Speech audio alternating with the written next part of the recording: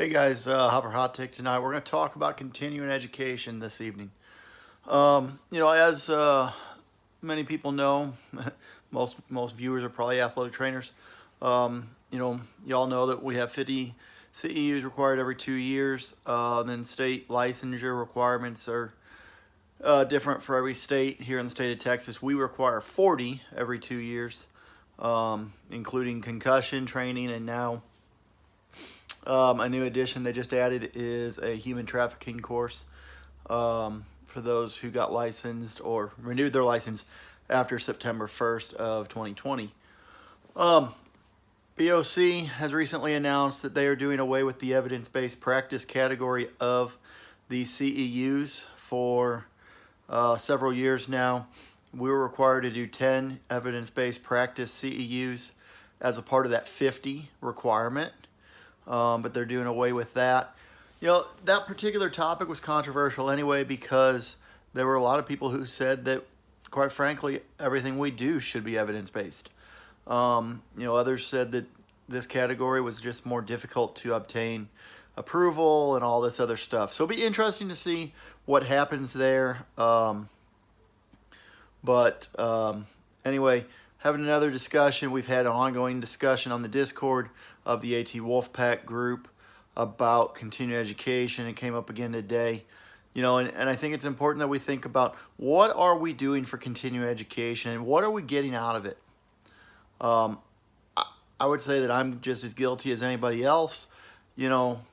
We attend courses we want to attend, right? We attend courses that we think are interesting to what it is that we do.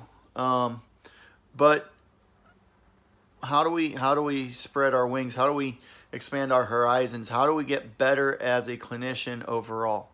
And I think that's one of the challenges we all have to take on is how do we get better and how do we be intentional about our continuing education. We also have had multiple conversations. Dylan's led some great discussions on Twitter about emergency access or emergency action plans and everything that revolves around that. So let's think about emergency action plan rehearsals, right? Let's think about equipment removal. Let's think about, vacuum splints and actually using the equipment. How do you drill for that? How do you build scenarios for that? How are you as a practicing clinician practicing your skills? Maybe those skills that you don't use all the time. Or maybe those skills that are critical. When was the last time you practiced CPR?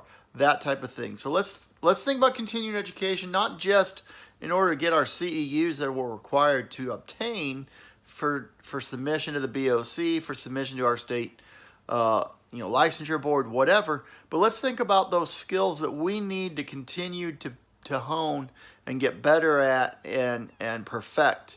Because like Ed Strapp says, we don't want to train until we get it right. We need to train until we can't get it wrong, right? Because there are certain skills that we practice as athletic trainers every single day, all across the country, that we have to get right. And we can't afford to get it wrong, because getting it wrong one time can be the difference in life or death, can be the difference in paralysis, can be the difference in amputation, right? So let's think about that. Let's start figuring out how we can do a better job of building continuing education, meaningful continuing education for the athletic training profession as we move forward. Remember, athletic trainers sometimes are the difference between life and death in athletics, in other environments as well. Every athlete deserves an athletic trainer. That's tonight's Hopper Hot Take. Have a good night.